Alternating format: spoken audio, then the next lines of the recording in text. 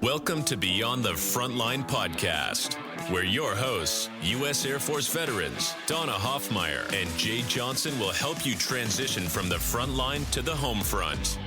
Listen every other Wednesday as they will bring great conversations, resources, tips, and feel-good stories that will resonate and relate. Now, here's your hosts, Donna Hoffmeyer and Jay Johnson. Hey, everybody. It is another riveting Beyond the Front Line. I am solo today because my one and only brother from another mother is off in Vegas, not to party, but he's at UNLV because he's been asked to do a retreat out there. So he's doing some pretty awesome things.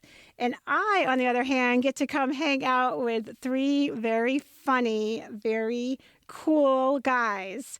And we are actually going to talk about Parkinson's, which I know a lot of you are like, why are we talking about that? Well, we're going to get into why in a little bit, but I want to introduce them first. I got three here that I got to manage and wrangle them in. So we've already set the ground rules so they all behave. But I've got Ivan Brown, and Ivan was, he's an Army veteran, and he was a combat engineer, and he blew things up. And he's over here smiling at me, putting his hand up. He retired out. Ivan, when did you retire? I didn't ask that question. 2000. 2000. And then 13 years later, he lucked out. Lucked, we'll put quotes around that. And he gets diagnosed of Parkinson's.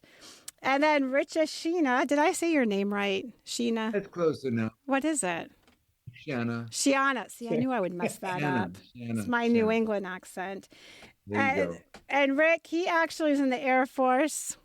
He's part of my team here. And he retired in 1980. Well, not retired. He was in the Air Force, in the Guard and the Reserves, correct, until 1985, 10 years, and he was a pilot, and mostly a heavy pilot, C-130s. My husband will like you very much. He was a C-130 load. And then he flew afterwards for United Airlines for many years. And then he gets a diagnosis in 2008, if I'm correct. And he gets diagnosed with Parkinson's. And guess what? Career ends, right? So we're going to talk about how that all came about and what he went through. And then we have their buddy, Patrick Feenhan. Now, Patrick hid from me that he actually was a corporate lawyer. And I laughed because he's really personable. And I was like, dang, I never saw a corporate lawyer overly personable. But then he went on and did other things. Chief Information Security Officer for a little bit. Was never a veteran, but is a veteran dad to his son who was in the Army. And here's the really cool part. I'm going to plug this in the beginning before we get started. Me and the executive director met these gentlemen a couple months ago as we were putting together the Coming Home Well radio stream. And they said, we want to do a podcast. And we've worked together and collaborated, and they have done all kinds of work. And so we're doing a promo episode for their upcoming podcast that's going to be called Let's Talk Parkinson's and Other Things. Did I get everything? You Power to the people. You got everything. All right. So Donna, you nailed it. Welcome, gentlemen. I'm so excited to have you guys. I've been looking forward to this podcast all week. So it's a highlight. And it's Valentine's Day, right? So how perfect is that, right? It's like a gift for me. Where's my chocolate?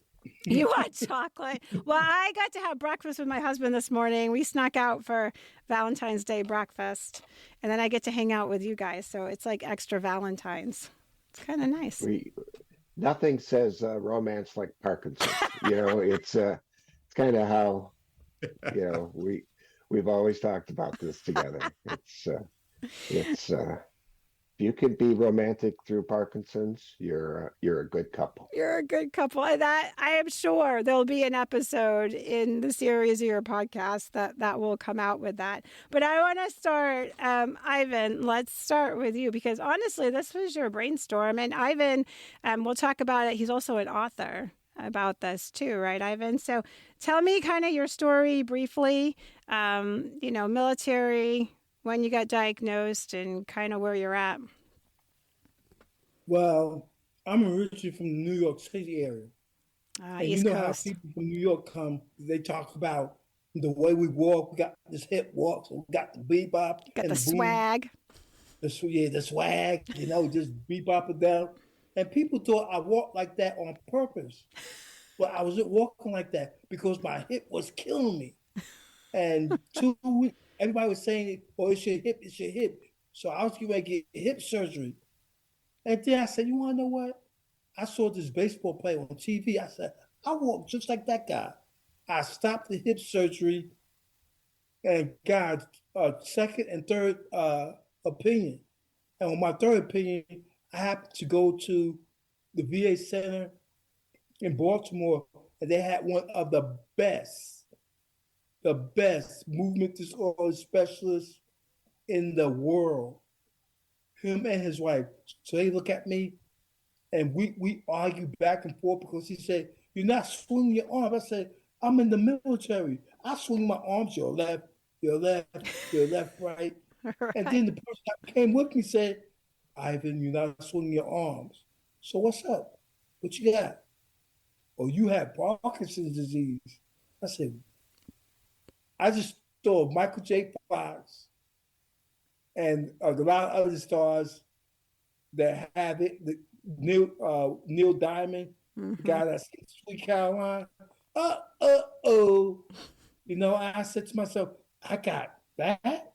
So I didn't really feel too bad. I said, I'm going to fight this. And that's how I found out I had Parkinson's. But the sad thing about it is a lot of the movements that I was doing stuff like that 15 years before I was diagnosed with Parkinson's, especially when I came back from Korea. We're going to talk about that in the podcast. We're going to talk about these signs that are early that you guys are reflecting on going, oh, shit, that's what that was, And so we'll get to that. Rick, my friend, I'm a little shocked, though. You do not have a glass of wine with you. Every time we've met, you've had a glass of wine. Maybe I shouldn't say that if your doctors are listening. It wasn't real wine. It was like grape juice or something, but he always had a glass with him. You're doing it without today. Oh, potty break already? No, I'm going to get my wine. For the audience, they're not going to be able to see us. We all, because there are four of us, and if we all talk at once, then we cancel each other out, and it doesn't do any good for you guys. So I said, raise a finger up, and we'll just move to the next person when one's over. And Rick says, what happens if I raise two? And we're like, that's a potty break. Right. So what's your story, Rick? Tell us a little bit about, where you were and how, because it really changed. I mean, it changes everybody's life, but this was a career stopper for you. Yeah, that's really interesting. Parkinson's, affects everybody a little bit differently, especially with your jobs. If I had a desk job, if I was just doing something like working at, 100 other things other than being an airline pilot, I could have probably just kept on working. The FAA looks at this thing a little bit differently than a lot of people. And the way they look at it is, if you've got Parkinson's, you're probably not going to fly airplanes anymore. So, I'm sure landing and takeoff's a little rough. well, old shaky, that brings the term old shaky back, right? The airplane. Shaky. But no, listen, in all seriousness, I had the greatest job in the world. Command 777s, which I did for 7 years, 6 years prior to my diagnosis with Parkinson's. Most of those years on the 777, I was an instructor pilot. And this was civilian side, correct? This was a civilian side, yeah. And it was just a wonderful life. I mean, everything from the military, 21 years old, going through T-38 supersonic, to ending a career on a 777. But, it came to, I always say this, that when you walk through the terminal as a 777 captain, there was always this question, what's the difference between 777 captain and God? And the answer is simple. God knows he's not a 777 captain. Oh my, you sure you weren't a fighter pilot? I know. I learned from those guys. Right? But but in all seriousness, in one day, I went from being godlike to praying to God. I mean, I was diagnosed as you're not flying anymore. I flew my last trip in from Europe, and I didn't realize it was even my last trip. I just had a trip to the doctor the next day, and he says, Rick, he said, I think there's time to put the flight bag down and start taking care of your health. So February 2008, I was diagnosed, and that was the last time I ever flew an aircraft. But I have to say this, Parkinson's in some ways has been the best thing that's ever happened to me, because while at first thought it looked like doors were shutting in my life, and actually what happened was a window closed in my life and doors have opened up. I wouldn't be here today doing this and affecting the people's lives that I deal with every day. I love it. I'm enjoying my life very much. Look, and you wouldn't have this amazing podcast that's going to come up, nor would you be on with me. There you go. Where's my glass of wine? I'm raising two fingers up. Let's take a pause for that. That might have to be the new thing. Everybody has to have a glass of wine. I'm sure the doctors are like, oh, for God's sakes, who is this person? Shut her up. That's not medical advice. I was just saying. Hey, Donna. Yes. One question, though. Yes. Today's Valentine's Day. Yes. Where's my chocolate? It's in the mail. One shouldn't laugh about this, because if you ever go to a Parkinson's symposium or whatnot, they know the way to the heart of a Parkinson's patient is through chocolate. Is I it? can tell you that you can't bring enough chocolate to one of these symposiums. Noted. No, guys after my own heart. I don't know, maybe that's my early sign. Because when I was stationed at Lakenheath, I was nurse manager there, and I always joked around and said, I want to put a sign up that says, please don't feed the nurses and techs anymore, because in England they would bring up 5 pound. Have you ever seen those big? It's at Christmas they would have at least 5 pound containers of Cadbury chocolates, and I'm sorry, but oh my God, after you've had Cadbury, you'll never go back. And I mean, these huge things. And at 3:00, they would laugh at me. They're like, oh, just wait. You'll see her come out of her office or from the other floor at about 3:00. And I'd come mosey, hey, what's up? And my hand's going in the bucket. So that's a lot of years. Maybe I've been showing signs. Jeez Louise. All right. And then we have the one and only Patrick Feenhan. And Patrick, you crack me up. You're so funny. So you're a veteran dad. And yes, tell me a little bit of your background, because A, you're not a veteran, and B, you don't have Parkinson, but you're sitting here with us. I am. I happened to move to the DMV area in 2008 to take a job at this college, and that's when I met young Richard Schena. And we became great friends, and he was just diagnosed. I had just been diagnosed with prostate cancer, so we felt like we were brothers of the shocking diagnosis. Shocking diagnosis. Anyway, and I had just been fighting my cancer and started the college and met Rick, and we became great friends. And so I've been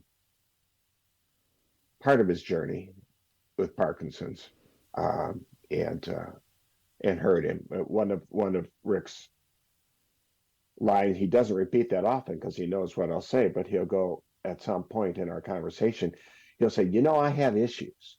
And I go, yes, Rick, yes, you do. You have issues. But it's not Parkinson's. You have a ton of issues. So he doesn't walk into that one as often as he used to, but Patrick, I'm too busy trying to get my pants on. But we've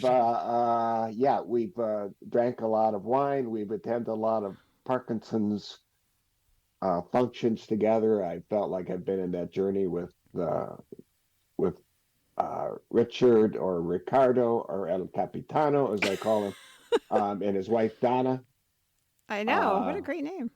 And so Donna and Rick and I have hung out a million times and shared wine and laughed about our various maladies. And then my cancer came back and I had to do radiation, and these two were around to help me through that. And we recognize that the more we can laugh and share, it makes this a great journey. And so it does interest me. It's always interested me. And Rick said, let's talk Parkinson's. I said, yeah, let's do it. Because I've talked to a lot of Parkinsons. And I don't have it. You're like the producer. Is that where you're going to function? Or are you going to be on the show moderating? What are you going to be doing? I'm going to be helping. Yeah, I'll help moderate. These guys are the moderators. And I'll be moderating the moderators. You're babysitting the two. That's what.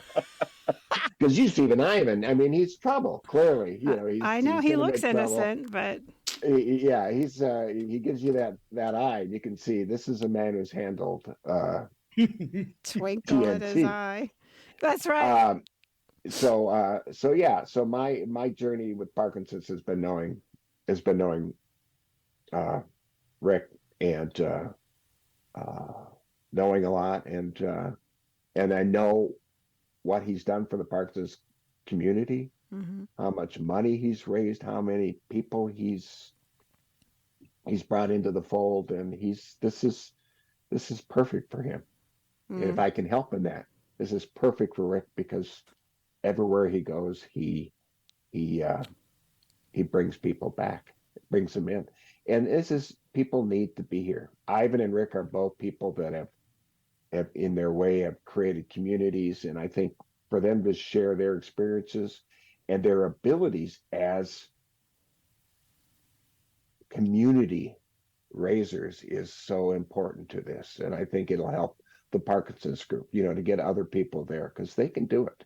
They're both profoundly interesting and real, and they're living the journey. This is a journey with Parkinson's, and they're both at parts of their journey. And I think for them to talk about that is fascinating, and to bring others to talk about it. I agree. So I want to be there as part of that conversation. And we've already proven with ourselves, when the three of us just talk, that we start talking and I say, hey, you guys, this should have been a podcast. We'll be talking about drinking wine, or we'll be talking about our wives or something like that. And I say, damn it, we should have been recording this. This was a podcast. This was a podcast. I feel like Seinfeld, right? Remember, they kept going, what's an episode about? And they go, well, we had Chinese dinner last night. And they go, that's an episode. And I think everything is how these two live with Parkinson's, their journeys. I think it's something anyone who's been diagnosed or who will be diagnosed will appreciate. I agree. Ivan, I saw that you wanted to say something. Yeah, because Parkinson's, just like Rick has said before, it's an individual disease. Individual. So what works for one person doesn't work for another person. And I could take, just from taking my medication, you think you got it right, but I might take my levodopa-carbidopa correctly, on time and on point, from 2 o'clock, 6 o'clock, 10 o'clock, 2 o'clock in the morning, 6 o'clock in the morning, all on time. And take the breather at that, along with it, one day, and then the next day, it's like you're just stuck. Literally. You're trying to put your pants on. Dude, that is going to become the theme. I swear to God. All right, wait. We've said it a couple times. Rick, tell the story on how this came and what we're talking about, so the audience is not scratching their head here. Well, yes. Well, we all know that Parkinson's, well, if you don't know, I'm going to tell you, is a progressive disease. So you start off at one place and you end up at a much different place as you go along. Things that you would take for granted, like putting your pants on or taking your pants off. when you had all your balance, all your wits about you, you just stand up, get on one leg, pull your pants off, then next leg, pull the other leg off, and your pants are off. Or same thing, putting them on. As you progress through this disease, you end up usually having a little balance issue. And you would think that you would learn that as your balance issues progress, that it's a lot easier to sit down and put your pants on or take your pants off. No. For 5 years now, I've been working with this balance issue. I'm going to beat it because my wife is just tired of watching me just fall down. She's like, there he goes. He's down again. You just got to put all these rubber things around the room so he doesn't hurt himself too bad. We're gonna put this in context, though, Rick. This is the conversation that happened before we officially recorded was how stubborn men could be. And that's where Rick goes, yeah, you should see being like that with Parkinson's. And then here comes the pants story. He's like, I'm convinced I'm going to beat it. And I'm sure your wife is like, go for it. Oh, yeah. I'll be in a skirt pretty soon if this doesn't see it better. I got to tell you. Just say you're Scottish. You're good. There you go. Got my kilt. I'm ready to roll. Maybe we need, that's what you need. Do you need a Parkinson's kilt? You need a specific kilt. There you go. Yes. There you go. See, I knew something big was going to come out of this thing. A Parkinson's kilt.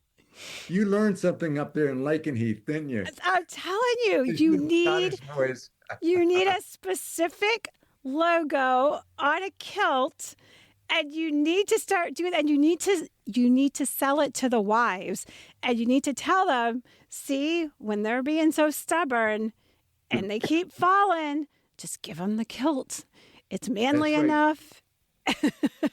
That's right. And the sporn that goes with the kilt, I can put my wine in there. I got this figured out. Oh my God. You've opened up a whole new world. I'm a new man. This is it. And we're done. We've just invented. We can use that for a fundraiser. It could be a fundraiser. It'd be fun. We're laughing, but I'm seeing all the wheels turning. Patrick's sitting back there like, how do I work on this? No, I'm already going trademark Donna Hoffmeyer. Trademark this kilt is already. We got it trademarked in her name already. This is hilarious. It's her idea. Oh my God, that is the funniest thing. There's seriousness in that. Patrick says it's not too far now. Whoa! What do you mean? I think we need to run it. I bet your wife would agree with us. She'd be like, "Let's do it." You haven't seen my legs. This was an example, Donna, we were talking about. This is an episode. I mean, it is. Men don't change. They could have Parkinson's or not, and they're, they don't ask for directions. They don't ask for directions. They do it. But Parkinson's adds an interesting element to the fact that we're men. Here's your okay. There's the podcast right there. We're going to have your whole lineup done. Really, it's so funny. My husband and I were just talking about this morning. Men being fix it, right? I'm going to fix it. And so they're the protectors in the house. They're the breadwinners. And I'm saying stereotypically, right? There's this cultural expectation, right? They're the fixers, they're the protectors and all that. And now you go slap on a diagnosis of Parkinson, and now you need help. And that's a whole psychological thing that you should explore in another podcast, because I swear I keep running us down rabbit holes that we shouldn't be in. But did you write that one down, Patrick? I think Donna, it's in our list. I believe depression. Yeah, what it leads to. All of the things that you would imagine would happen with any great diagnosis, a diagnosis of this magnitude. Yeah. It happens, and these two can tell you pretty much about all of it. So go ahead, Rick. Go ahead. Yeah, I just want to build on what Patrick said, and one of the things that we all agree on, Patrick, Ivan, and myself, is that Parkinson's itself is not a death sentence, and people that get this thing, have got to understand it is not. My life has actually gotten better in a lot of different ways than it was before. And sometimes you got to dig deep. You know, there's a silver lining in every gray cloud. But truly, we have to leave this with people that this is not a death sentence. It's how you approach it. And in your approach, I like to think of my Parkinson's now as a minor inconvenience to my life. And just things. And there's a lot of inconveniences in life, and there's a lot worse inconveniences than Parkinson's. Would you say, based on that, just what popped in my head is that as veterans, we are go-to people, right? There is a certain level of pride that we have. We wore the uniform. We did things that most people didn't. We're the 1%, you know, et cetera, et cetera. And when you made the comment that, you know, this is a minor hiccup in life, how do you think a veteran, I mean, you are veterans, like, did that affect, I don't know if I'm saying it right, did that affect kind of like your ego? Like you're not that military person anymore? Was there any of that, or were you too far out of the military? You know, I don't know if I'm saying it correctly. Go ahead, Ivan. Well, in order to tackle Parkinson's, you have to have a calmness about yourself. I was thinking about that just this morning. I wouldn't wish Parkinson's or cancer on nobody. Right. However, if you have a calm mind and a military mind, you can get places. For example, when I went to Norwich University in Vermont, we squared corners. It's a private military school. And we had to go to those routes and do that stuff. A lot of those principles that I learned in the military, with a calm mind, I'm able to make it. Because there are times when I could be walking up the steps and I'm getting ready to trip. So I got to relax my mind in order to make my foot move one foot in front of the other. Honestly, it happens. That's a phenomenal way of looking at it, because to me, the first thing I think of is you immediately have to have humility in this. You know, like you're going from do everything, you know, got it all going on to I got to take a breath to make sure I don't trip up the step. I mean, that's a big difference. And I think how you framed it is perfect, Ivan. I think that's a phenomenal way of looking at it. And you framed it perfect also in the way explaining that. On point. Tight shot group, that's what I'm talking about. Mm-hmm. Yeah, exactly. All right, so you guys have been working with bringing awareness, right? In many different ways, you guys do this. And when did the idea of podcasts come up? Like how, because I want to talk about how you guys are doing this podcast, because I just think it's great. I mean, we've had lots of conversations about it, but how did this concept come up? I'll speak to that first. God gave me an epiphany to meet this guy named Rick at Mid-Atlantic Parkinson Symposium some like 6 years ago. Mm-hmm. Actually, when I first had it. And, you know, my friend met Donna, and she said, well, you want to know, you got to meet my husband, Rick. The other Donna, not this Donna. His Donna. His Donna, yeah. Rick Donna. But when we laid eyes on each other, just like a book, and I still can't remember that author's name, but there's a book that if you look at a person, it's called The Twinkle Effect. Malcolm Gladwell wrote the book. There is. Malcolm Gladwell writes the book on that. At a twinkle of an eye, you could look at a person and tell that you're going to be best friends for the rest of your life. And that's why I saw him immediately. And we started talking and everything. I'll let Rick take it from there because he tells stories better than me. It's bros at first sight. Now it isn't that I tell stories better than Ivan. It's that I'm a pilot, and a pilot never lets the truth stand in the way of a good story. So, there is actually truth in that right there. if you've seen the animal, you know the animal, right?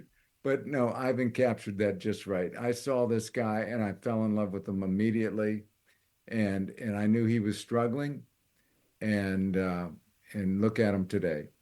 He's been through Thriving.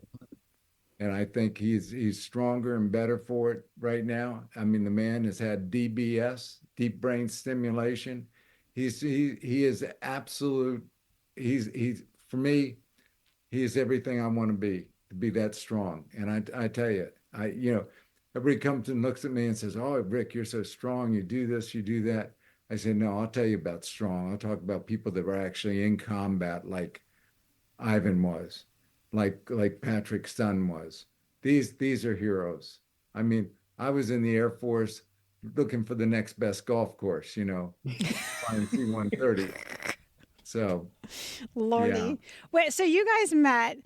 I'm gonna go to two topics. I want to talk about the podcast and how the idea came, and then we're gonna go backwards a little bit, and we're gonna talk about you guys reflecting on what you see now. So the podcast idea. Whose idea was this? Was this a joint thing? Was this just something that you guys talked about that we should do a podcast someday? Was this?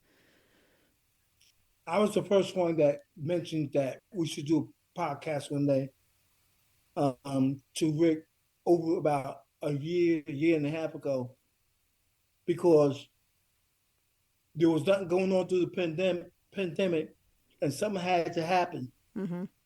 And especially after I got DBS surgery. When you get DBS surgery, I actually wanted to run for Congress because they don't do nothing in Congress. That was my thought. But despite of that, right there, I said, I have to do something. When they wake you up during the DBS surgery, you can get to talk because the doctor's seeing where to put the electrode in your head. And that's how that helps out. You get waking back up again, you can talk. And that's the first thing I said. I have to do something, not run for Congress. I have to do something for Parkinson's. And Rick was the first person that came in mind. I said, we got to do a podcast one day on Parkinson's. I just kept saying, the next thing you know, I'll let Rick take it from here. Go ahead, Rick. Well, so Ivan brings this idea to me, and then I call Patrick up, and I said, "Patrick, I got this friend of mine who's got a hole in his head from DBS, and he wants to do a podcast. What do you think?" No, I'm kidding.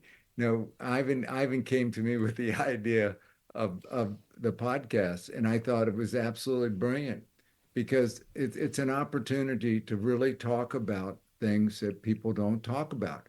You go see your doctor, you go see your neurologist, and I can tell you, we'll do a whole session on doctors and why you want to go to a neurologist, why you want to go to see a specialist that specializes in Parkinson's, mm-hmm. because it's such a unique disease and how it's treated. And so the notion of a podcast allows us to talk about what life is really like at different phases of this disease. And I think more people that are educated that have this or know somebody that has it or is, a caregiver with somebody, better chances they have to understand and how to treat this. And I think if it's treated well and it's treated early and you continue that treatment, it becomes a regimen in your life and you work through it and your friends. We don't do this by ourselves. Ivan doesn't do it by himself. I don't do it by myself. I mean, it's having people in your family, your friends. I mean, here's Patrick. He's got a lot of other things he could be doing right now other than sitting here, helping us with this thing.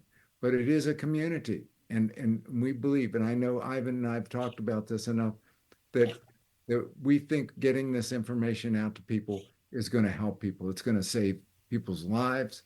It's going to save marriages. It's going to save families. It's going to be good for the community. Like I said, it's not a death sentence. And that's what we have to get out to the people. And we got to talk about it. There's still a lot of levity in this whole thing. I'll go back to trying to put my pants on. I've been thinking about that for about the last 10 minutes, how I'm going to get these pants off again today without falling down. But we'll get there.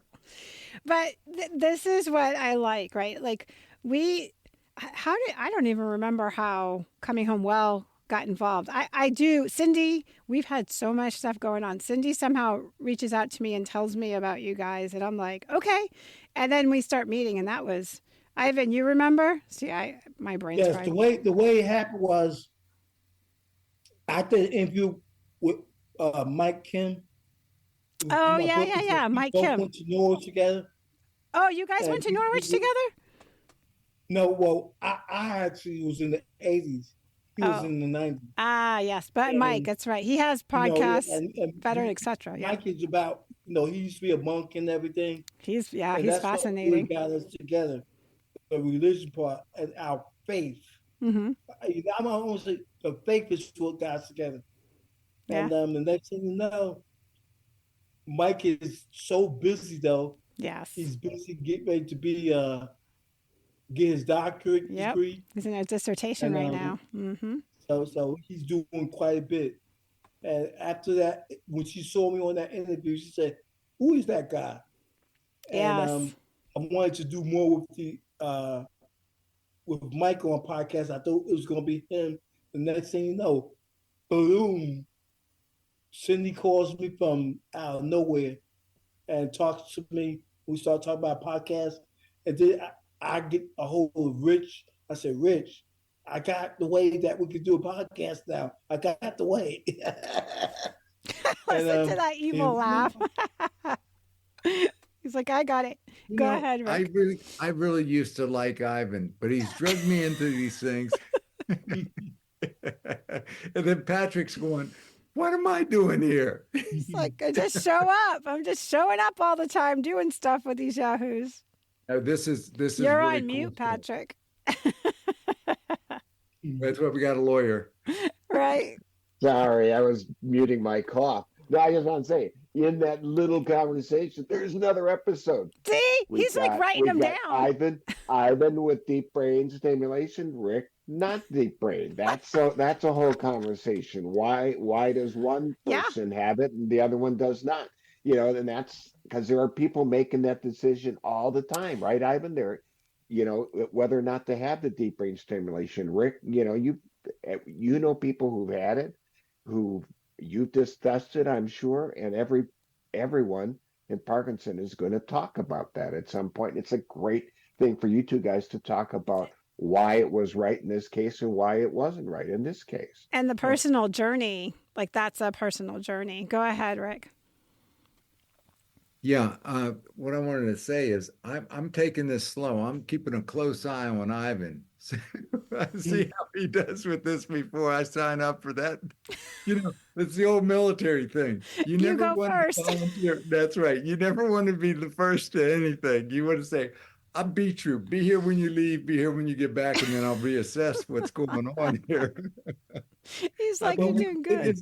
You can't be right when the doctor says, "I got an idea. I'm going to drill a couple holes in your brain. Through your skull, into your brain, I'm going to put these little plugs in there." Now think about that. Just on the basis of we know there's something not right about that.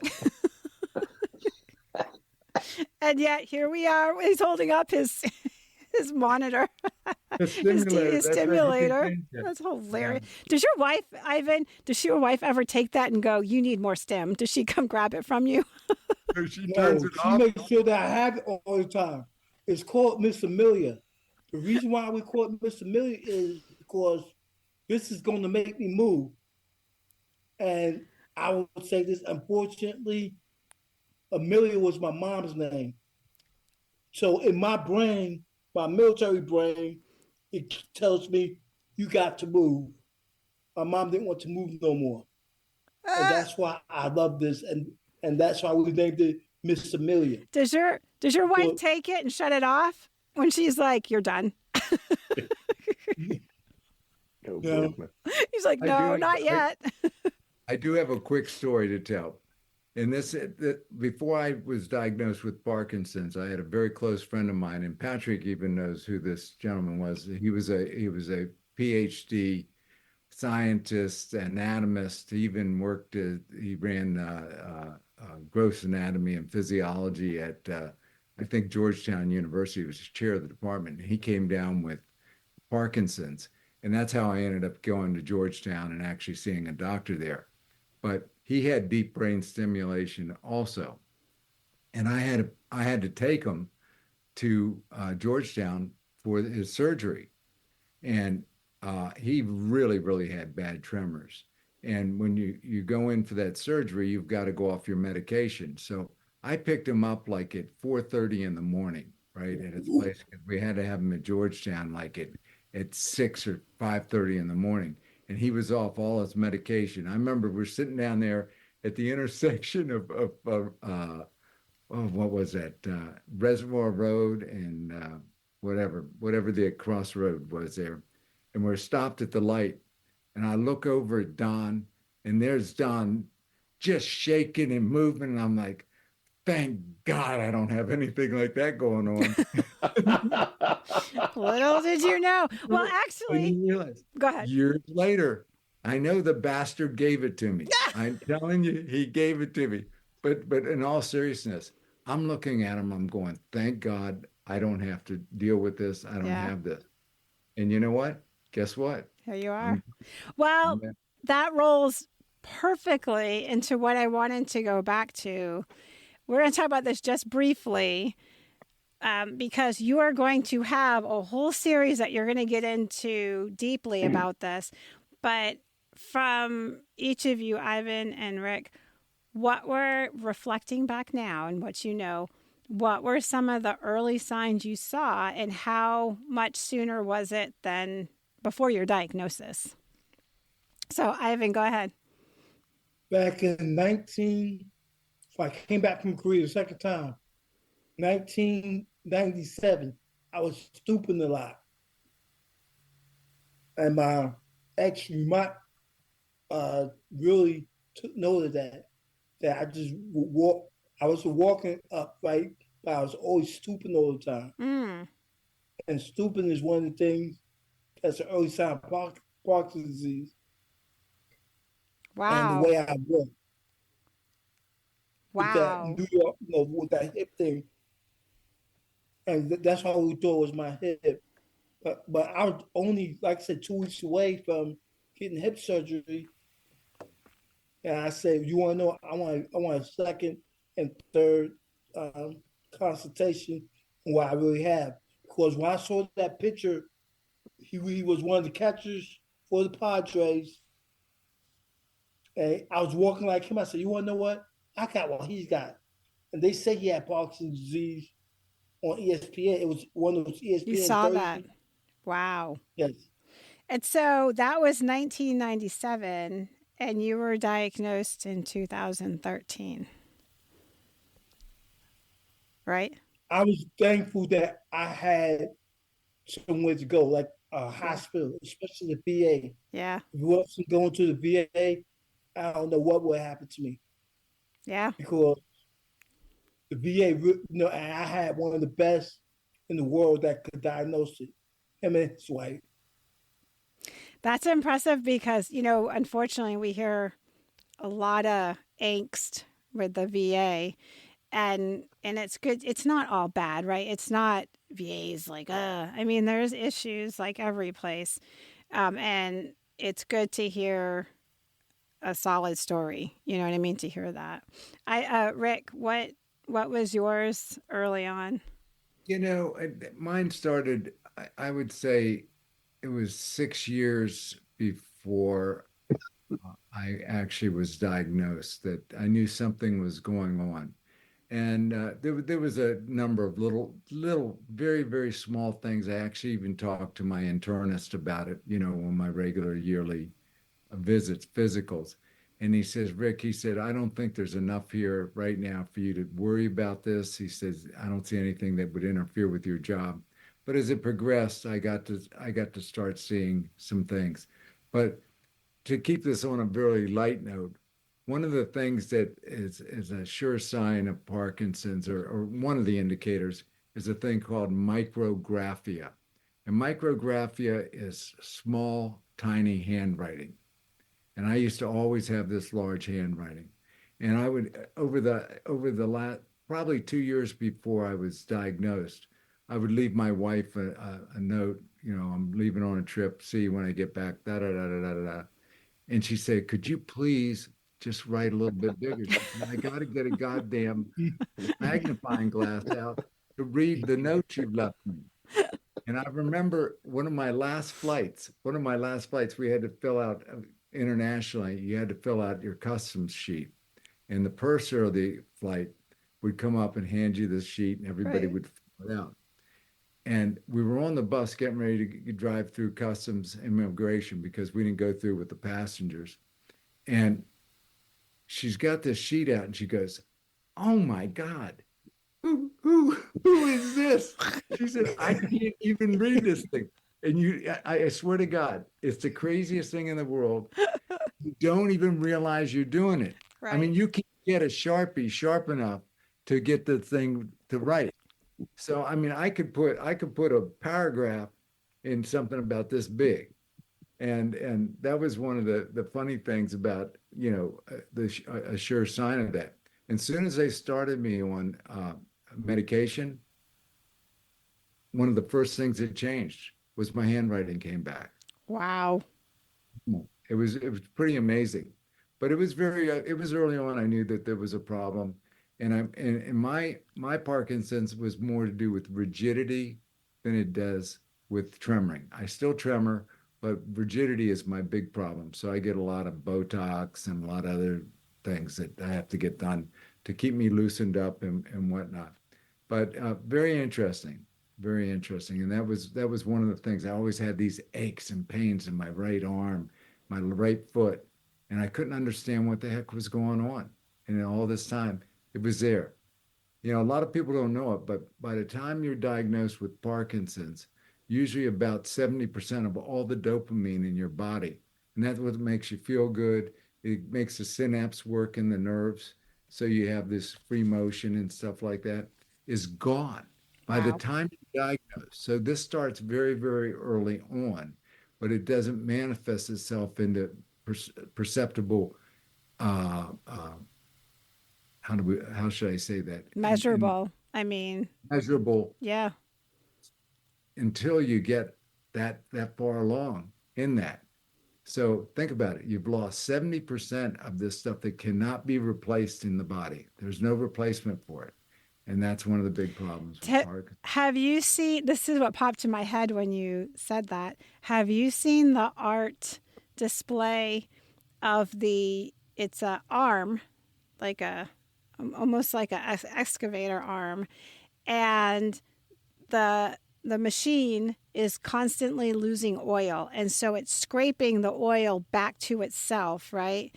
And eventually the arm will stop working because the oil will deplete, right? And that's what went in my head, because that art, I don't know if it's still going, that art exhibit.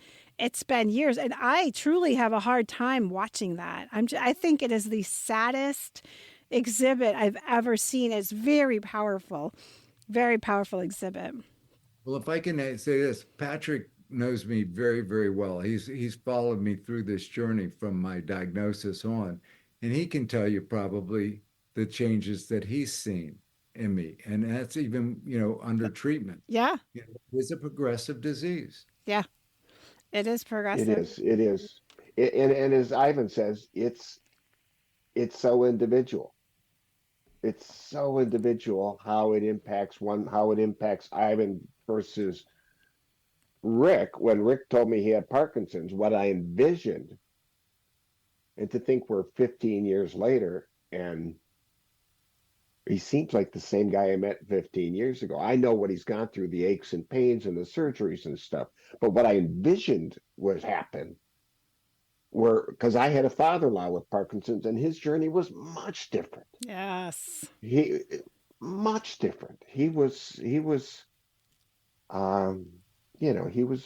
drooling. He was very drooling advanced. and drooling, and yeah.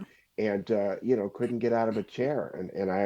So when Rick told me about this, I was like, oh my God. But I learned from going to meetings with Rick is it's everyone on the spectrum. And Ivan said it best. I mean, everyone's on the spectrum. For someone who's got impacted this way or that way, or ways you can't see, to people that are falling down, Well, all the time. it's interesting because, we're sitting here on, video and we only release the audio portion. And I just tell them it's because I don't want to do hair and makeup all the time. Me neither. See, exactly. Me We make it easy. But as I'm looking at you both, Rick and Ivan, like the only time that I can pick up on Ivan, and maybe it's because my clinical background, the strained voice is always assigned to me. And that's from the rigidity. And that's why you chew gum to keep all that, moving. And on Rick, I'll tell you, I'll go back to you in a minute, Ivan. And on Rick, I don't normally see it in him. Today's the first time, and it's only when you raise your hand I can see the slight tremor, which is why he's not holding wine. We all know that. But see, he's laughing. Wine steadies the hand. Oh, see, maybe that's it. There needs to be research on this, but that's it. Otherwise, if I'm just looking at you, never guess it. But go ahead, Ivan. You smiled when I said that. Yeah. How did you don't know that? Wow. What did you see? I did seeing anything like you chewing gum wouldn't have alerted me to anything. I know just from my background and taking care of people, that strained voice makes me go, I wonder what's going on with that person. I wouldn't necessarily say, oh, immediately they have Parkinson's, but I would say, something's going on. And then, but I wouldn't, on a day-to-day, I wouldn't have picked up, like a lay person wouldn't pick up on that. The gum helps me make sure that I don't have a masked face at times because I just took my medication at 2:00. Right. Exactly. So right now it's going through me, the tingle is going on and everything. And I'm just making sure that my upper face is moving so that way I won't be sitting down looking like, just straight ahead, but I can move. Wax museum. That's me. I do have to leave us in this thing with at least one more story. Okay, it's good timing because we're going to wrap it up. These stories just come, with the disease. Patrick's taking notes. If I look down and his head's down, and I know he's just writing one after the other right now. so I have all this rigidity in my neck, down my leg, and all this stuff, and I also have what's called vasovago, and that's needles. Like you get needles, I pass out. Right? They go take my blood. I got to lay down, or I'm going to pass out. So I'm in there seeing my neurologist and I had all this pain. I can't move my neck at all, seriously, and my leg and my foot. He says, I think it's time we start Botox. And I'm like, what? What are you talking about? I'm not neurology. I'm going to be on a skirt pretty soon. I'm going to have to get all the wrinkles taken out.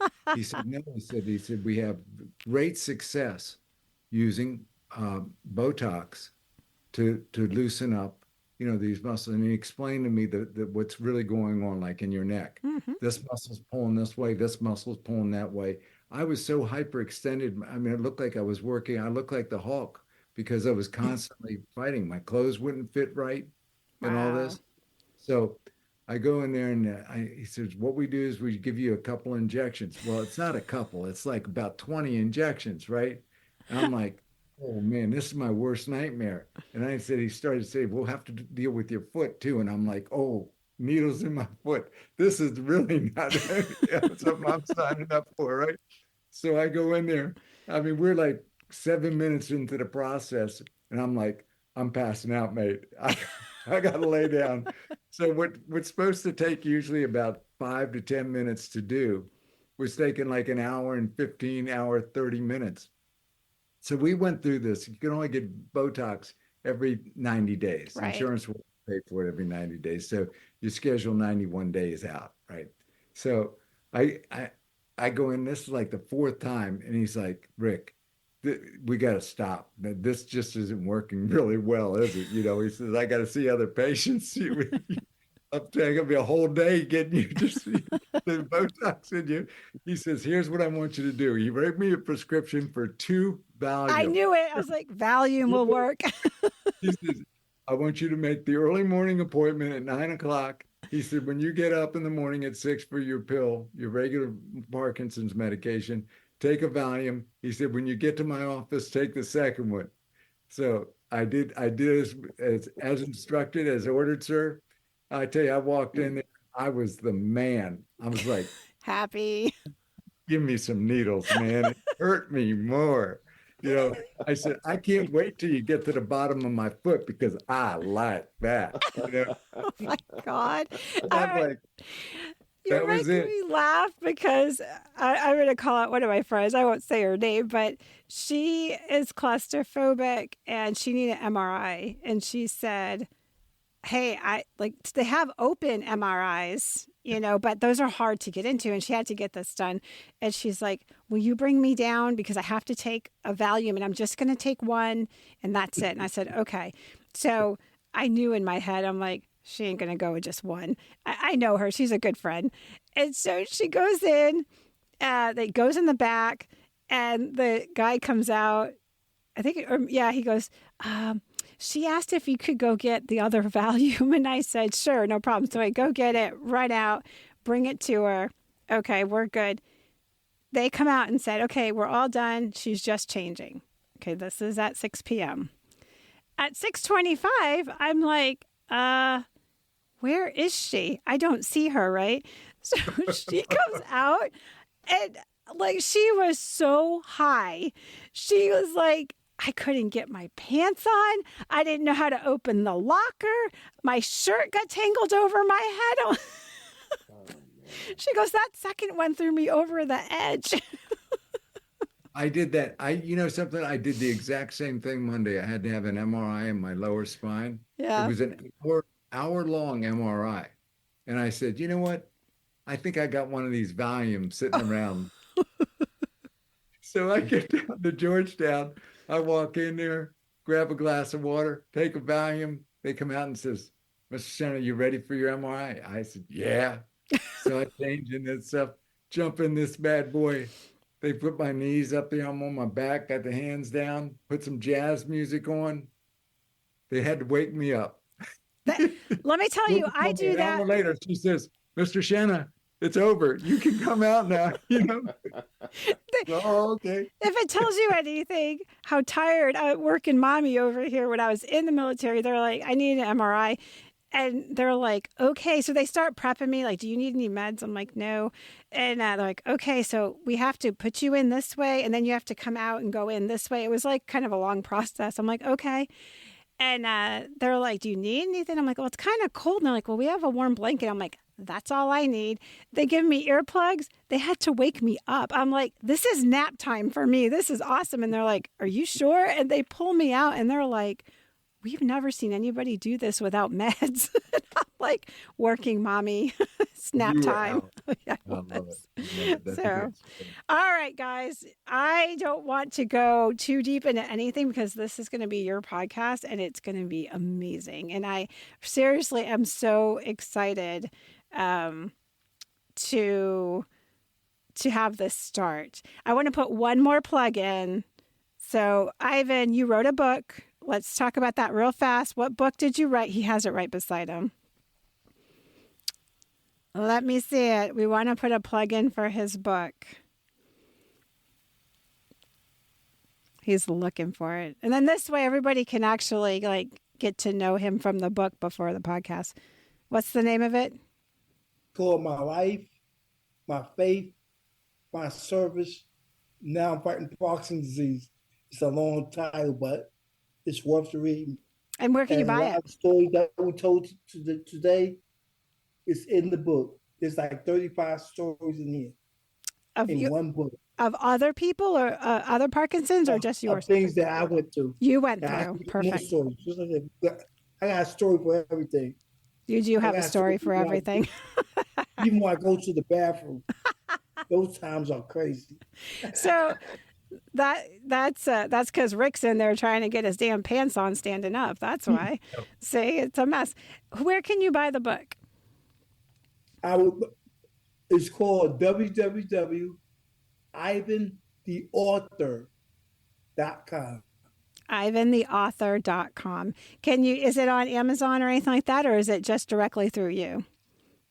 Barnes and Noble. You could get it on Amazon, but Amazon's on my website. Mm-hmm. Okay, so go to your website. Barnes and Noble's on my website. Okay. If you go directly to Barnes and Noble, they get 70% of the. Oh, I know the game. I know the game. That's why I try to get people to go to my book. All right. So ivantheauthor.com. So you can go check this out. All right. We're going to go around the room. Short version. Any last words you guys want to impart to the audience before we wrap up? Go ahead, Ivan. Go ahead. Any last words? I'm going to let you go first, Rick. Okay. Rick, go ahead. I just want to thank you and your organization for what you're doing. I think it's absolutely fantastic. I think, this isn't about just Parkinson's. It's about coming home well. Yes. And I think something everybody can use. This isn't just for vets. This is for everyone. Agreed. And I want to applaud you guys for doing this and taking that step. That's big time. Give that shout out to Cindy and her sixth sense. She really does know how to find people, and she's pretty amazing. She always hides behind the scenes, but I call her out almost every podcast. We give a shout out to her because she really is a mastermind behind a lot of this. And Ivan, what do you got? I'm going to give a shout out to Mike Kim. Good old Mike. No. With no cadets together, we will always try. That's the engineer model. I will try. Perfect. And I want people to know that, just like what Rick was saying, and Patrick was saying, Parkinson's is not a death sentence. But the way you get through it is you have to have a calm attitude. Because if you try to go through it and everything's hysterical, you're not going to get through it. Yeah. You'll be thinking other things. I know what I'm talking about. Mind over matter. That's what I hear out of you. That's right. All right. Patrick, my hidden corporate lawyer, any last words? Well, number one, Donna, you're hilarious. So that certainly that certainly comes through. You're like hilarious. And no, I think this will be these two are great, and I think there's a whole community. I love the theme of coming home well. As you know, my son served 2 combat tours in Iraq. And as a parent, it was a unique perspective to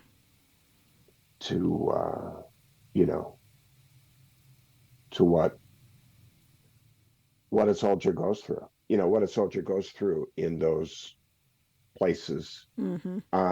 And that for anyone who's served and then come up against a disease like Parkinson's, it's huge, and it's something we need to impart some wisdom on. Yeah, and I didn't even want to touch veterans and Parkinson's impact and all that, because that is going to be I know it'll be one of your podcasts, and that's a whole story that I didn't even want to touch, because that's going to be a great one to talk about. And I agree. And I do like how you point out, like, from a parent perspective, right? To see your child grow, right, is, the best feeling in the world. And to see them struggle is some of the worst feelings in the world. And struggle when it's their journey and you can't fix it anymore. You can't put the Band-Aid on it. You can't do those things that the tools that you had don't work anymore. And that's hard. But when you see them coming through the other side, it's gratifying. And yeah, it's a duality of parenthood, I think. Yeah. It's very hard. Yeah. Very hard. But fortunately, these two are brilliant. They are. And articulate. And that is great to impart. And I'm glad we have a chance to do it. And you make a good point. So from my end here, Ivan was remembering things that I couldn't even remember, like how we all met. And Ivan's like, I'll tell you.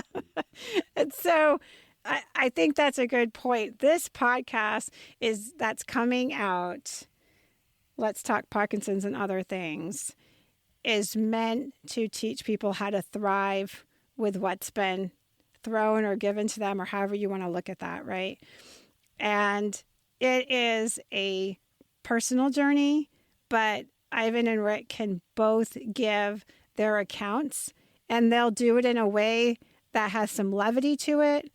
You heard us joking around a lot about a really serious topic. You know, I mean, that's a blow when you hear that word. You're like, can't be me, you know, or thank God it's not me. And then boom, it is me, right? There you go, Rick.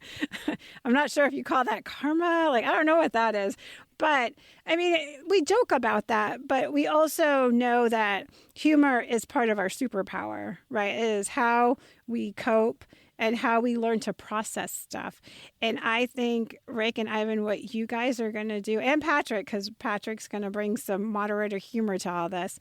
I think what you guys are doing, you are setting a precedent that is incredible. I mean, I just think this is one of the greatest things that we're going to have on the radio stream. And it will be housed afterwards. Are you guys doing a YouTube with it, or we haven't decided yet? You guys are just kind of doing the radio, and then we're figuring out where it's going to be housed afterwards. Because people will be able to follow up after. If they hear it on the radio stream, there will be a place for them to go back and find it. Am I correct on that? There will. Yes, it will, yeah. We're all in the works. So we say all this because everything's in the works and it's building right now. So it's coming. And when it comes out, trust me, there'll be lots of marketing on it. And honestly, that's the one thing I wanted to do. I popped right up and said, let's do a promo podcast because I want to interview these guys because we all just laugh in regular meetings. So this has been a true honor. I am so excited for you guys, and I'm so excited for the audience that we have you guys that will share this in a very relatable, authentic way, and that's what's really needed. So, all right, we're going to wrap this up. So, as always, we are very, very thankful for all of you that are sharing and liking and commenting. We want to hear from everybody. You know, all the young people say, smash that button or whatever those cool things are that they do. But we want more of that because we really want to get out there and we really want to engage. And don't forget that as of February 5th, we just launched Coming Home Well's radio stream. And all of our podcasts are going to be on that, along with music and short bit shows and informational pieces and all kinds of good stuff that we're constantly adding to. So from all of us here at Beyond the Front Line and our parent podcast, Coming Home Well, we hope you have an awesome week. Thanks for listening to Beyond the Front Line, a podcast of Coming Home Well. Join us every other Wednesday. And if you enjoyed this episode, please share it with others, post about it on social media, or leave a rating and review.